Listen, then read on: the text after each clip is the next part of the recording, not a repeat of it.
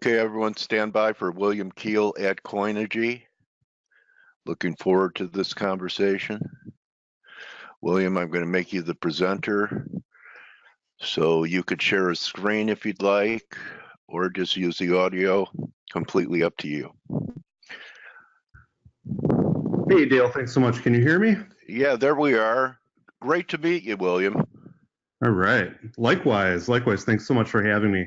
Yeah, excited to kind of expose our platform to a new audience. So this should be fun. and you know, FX traders, you know, a lot have gravitated towards trading crypto. A lot do both. You know, the bigger audience are the younger people. It's like I've said, William, that to me, a wallet is made out of leather.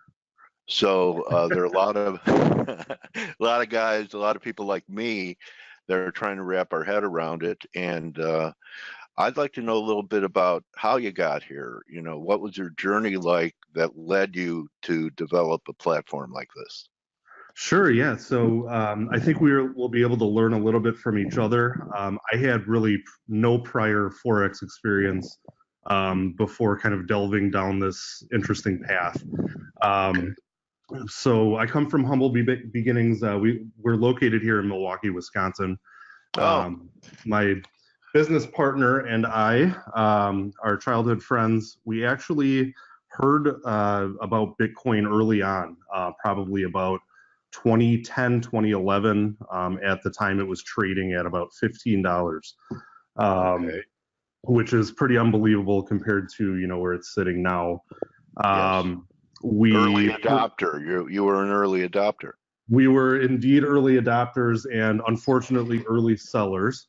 Yeah. So, you know, we purchased in, I believe, at $15 and it shot up to around $250 and we thought we were geniuses. So subsequently we went and sold. At the time that was on Mt. Gox. I'm sure most of your listeners are familiar with that saga.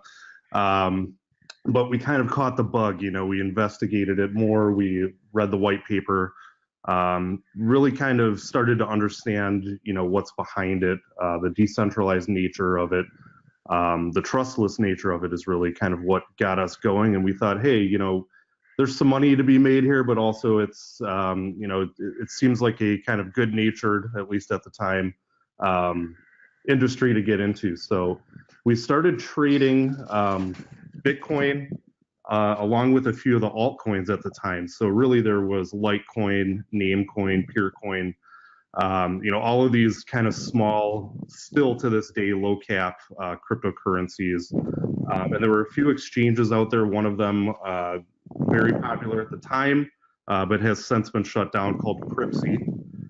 So we started, we both have backgrounds kind of as programmers, software developers, a little bit in web security.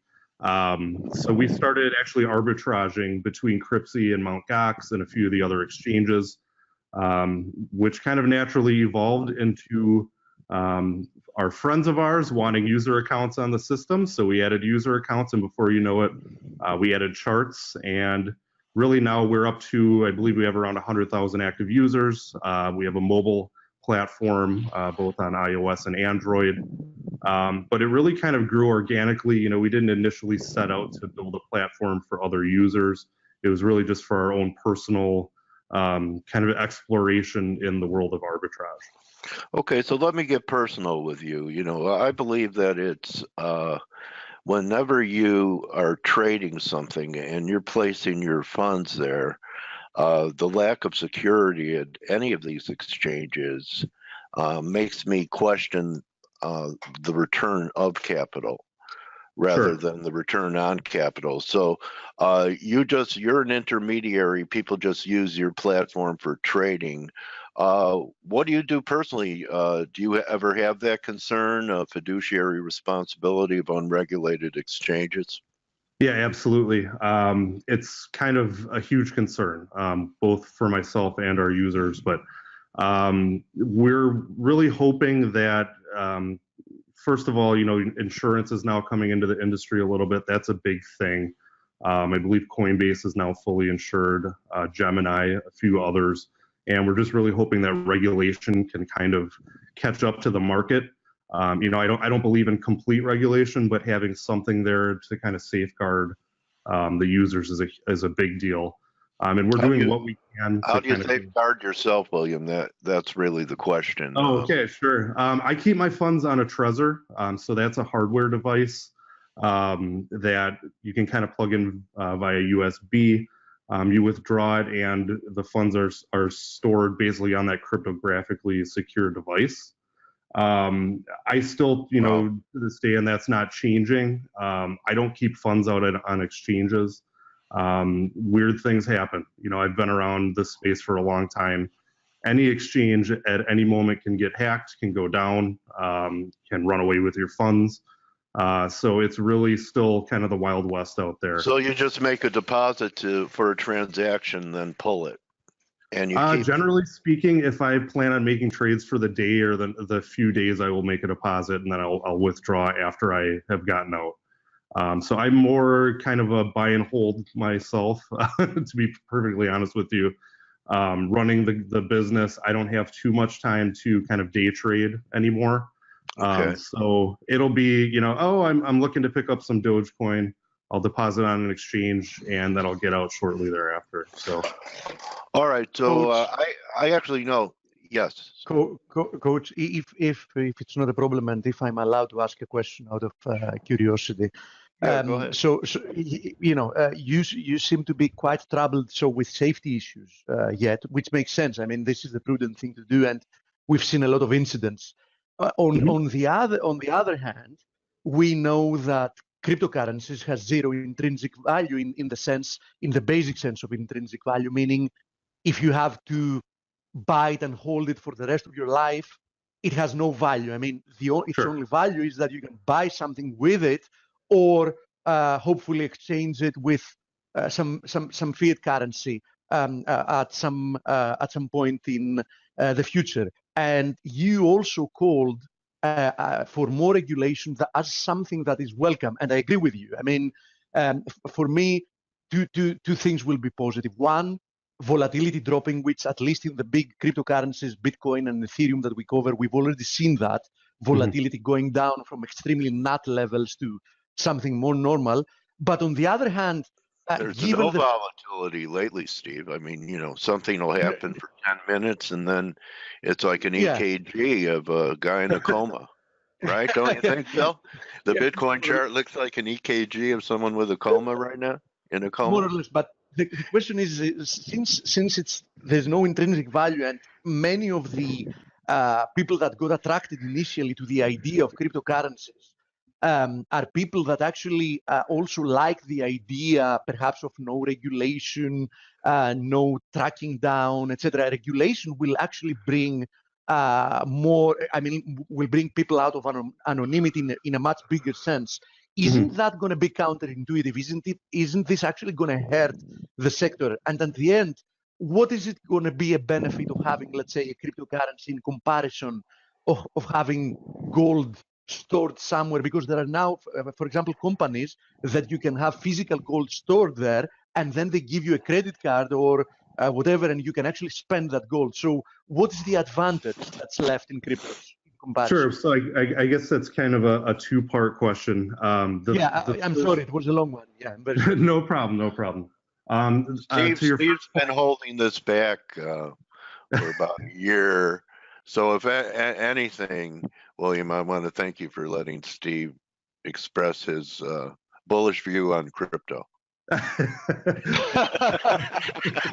No problem. I'm used to it, and I do appreciate it, and it's great to talk with you guys about this. But you're correct, I think, in the regulation may be counterintuitive to growth in the space. However, I view kind of the cryptocurrency itself, that being Bitcoin, whichever Ethereum, whichever cryptocurrency you're speaking of, being separate from the markets themselves. So we could have regulation in the markets, but the actual currency or store of value, as you may disagree with me on, or the kind of tenets behind it, those are two separate things in my mind. So you can close all the markets down, We could make it incredibly difficult for anyone to trade, requiring KYC, AML throughout the entire process. But that actual currency still has some value somewhere. And it's not just a United States issue. It's a global issue, so it's kind of a borderless currency. You can send it from one place to another frictionlessly. So it's really difficult to say, but I do see, yes, definitely some collision there in the future as far as making it easier for folks to adopt with too much regulation that definitely could come together. And now the second half of the question is evading me already. I apologize. Okay. No, the second half of the question was, and what would be the benefit if now exchanges become regulated and everything else, and what would that be could hurt the benefit because it takes away the attractiveness, right? In comparison to, for example, having there are several quite well-esteemed exchanges that you can actually have a physical gold, and they actually give you the ability, they give you like a debit card, and you can actually use your physical gold, which is stored somewhere, to actually transact with fiat money. So what would be, and at the end of the day, you know that no matter what, there is something physical behind it. So no matter what happens, there is going to be some leftover intrinsic value. So why would Bitcoin, because I've heard many point to the argument, especially in the earlier times, like last year, that it was very popular, like Bitcoin and the rest of the cryptocurrencies are like gold 2.0, it's gold revamped, it's new age gold, etc. But I still can't see the comparative advantage. That's what I asked about. Sure. Well, kind of in my view, really, you don't own gold unless you physically have that gold. You don't know if the company that you're, if you're trading an ETF or something like that, that company may be operating on a fractional reserve. You don't know if they're actually holding that gold that you own. It's different when you're, day trading something. If it's easy to get in and out and there's liquidity, but to claim that you actually physically own gold is sometimes a misnomer. Now, I don't know if that's 100% true all of the time, but I do know when I hold my cryptocurrency in my Trezor in the palm of my hand, I physically own that cryptocurrency. So that's really the differentiating factor, and it's kind of a matter of, do you trust the parties that you're trading with? Do you trust, the bank or the vault that supposedly has the gold in it that you're trading? And that really is kind of a paradigm. What do you have to trust, William, to feel comfortable with that little UBS thing in your hand? What do you have to trust? You just have to trust in math, and that's really all it is. It's okay. It's elliptic. Pardon me. Elliptic. I can't spit out the term right now. You guys are throwing me on the spot, but basically, you're trusting in math. You're not trusting in a third party. You are trusting that device, however, has not been tampered with. So there's always some trust in there. But the network is secure. The math that it is actually built on is secure. So. Okay. All right. So anything else, Steve? Oh, sorry for no, I apologize. I wasn't. All right. I'm just glad it was cathartic. Yeah, it's a little early here in Milwaukee. All right. So I know Milwaukee, William. I grew up in Chicago, and so we used to have to go over the Wisconsin border to have a beer sometimes before the laws changed. So. Oh yeah, right. Yeah. Why don't we get to perhaps what are some of the advantages of this platform that you created? Maybe you could just kind of give us a quick demo of the features of it. And there are other people. I happen to know someone who also is, developing their own digital trading platform. So, they're not clearing it. They're just people developing platforms. So what makes yours different? Sure. So first and foremost, we've been around since 2014. So we've kind of been through the ups and downs of crypto. Our platform is secure, it's scalable. Hundreds of thousands of users have successfully used it. We've never had any compromise to any third-party API keys on the platform. Yeah. There are quite a few, we should say, up-and-coming platforms that first heard about crypto, in 2017 during the bull run, and now everybody's building their own platform. I definitely wish them the best. This is still the Wild West, so. Well, yeah, I have to say, I have to say it is different than the world I came from, because 4 years in something in your business makes you a longtime veteran. Right. Yeah, they always You know say what I'm saying? a month in crypto is a year. Instead of 10, 20 years, or doing something in the business, you're an old timer if you've been around 4 years. It's sad to say, but it's true. Yeah. Yeah. Okay. But yeah, so we do have kind of a solid track record behind us, and that's really a big thing. If you'll search our company name online, there's not really many negative reviews and overwhelmingly positive reviews. Well, I read something when I was scoping you out for the interview, is that a lot of people are afraid to use stops on some of these exchanges, and your software, your platform accepts them. Are they usually filled around the price? Yeah, so I can get into that. So the way that our platform operates, so we're actually kind of like a third-party operator. You plug in your API keys from the exchange into Coinigy, and then you're able to kind of remote control your account through Coinigy. And that includes trading, placing stops, you name it. Basically, the way that our stop limit system works is that users can actually place a stop limit directly on our site, and we will hold it until we detect the target price on the exchange, and then we place the limit order directly on the exchange on your behalf. So with cryptocurrency, there's a ton of order spoofing going on. You're trying to outsmart the bots, and it's really kind of a democratic playing field, as in anybody can go out and write a trading bot for little to no expense. So keeping your order off of the exchange's books is very enticing for a lot of users. That's one of the big features that kind of the users of our platform and partake in. We also offer alerts, price alerts across, let's see, I think I had it pulled up here. So currently we're supporting 41 exchanges, 3,686 markets, and 3,500 currencies. And now this is completely cryptocurrency. Wow. Yeah. So we're entirely crypto focused.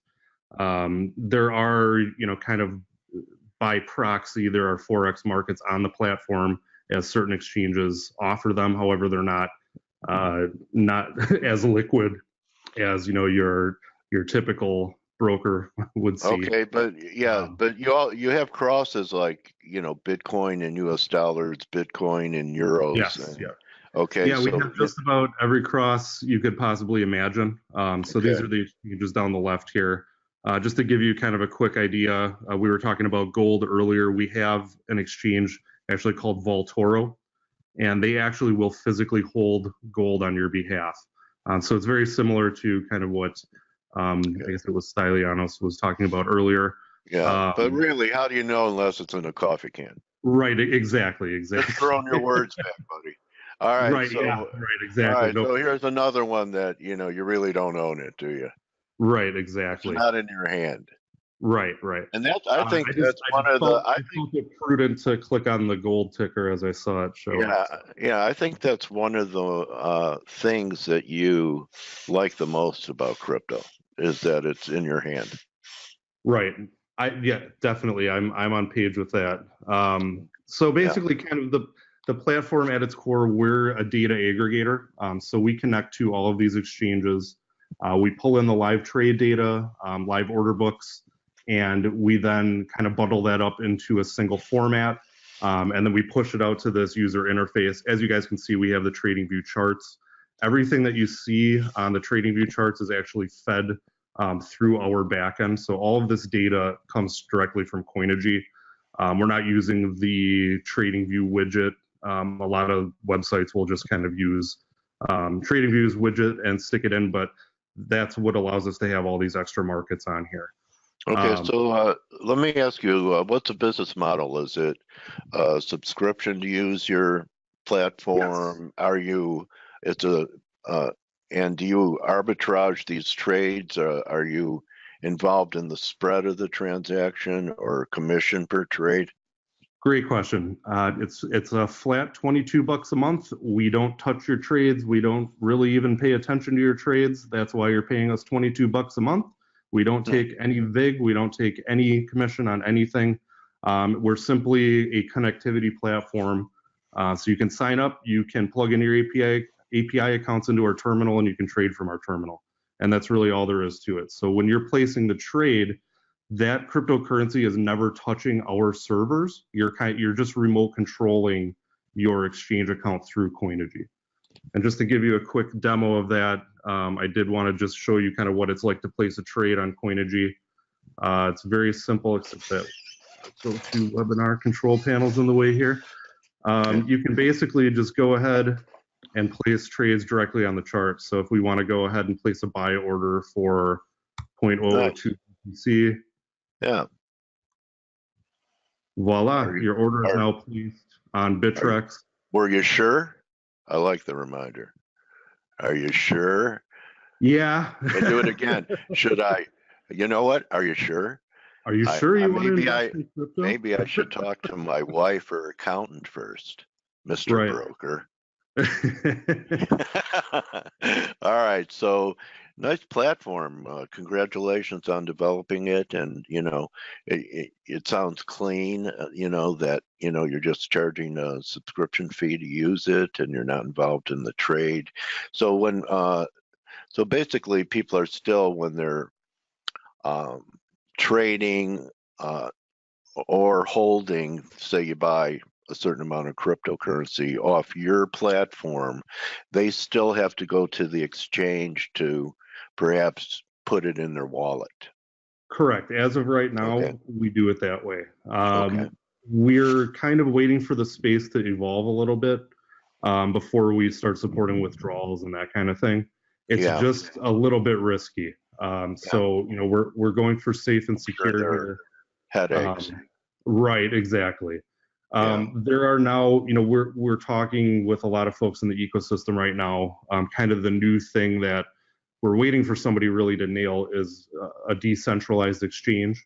And that's going to allow you to basically connect, you'll have an application running on your computer, which is your wallet, and you'll be able to then withdraw directly from Coinigy to your wallet, or from the exchange to your wallet. It's a little daunting to kind of explain the decentralized ecosystem, but right now the issue is speed. Speed is really hard to replicate when you're trying to kind of spit that data out to everybody and make sure everyone's in consensus that a trade actually happened and that kind of thing. So we're waiting for someone to nail it, and we will definitely support features like that in the future. So.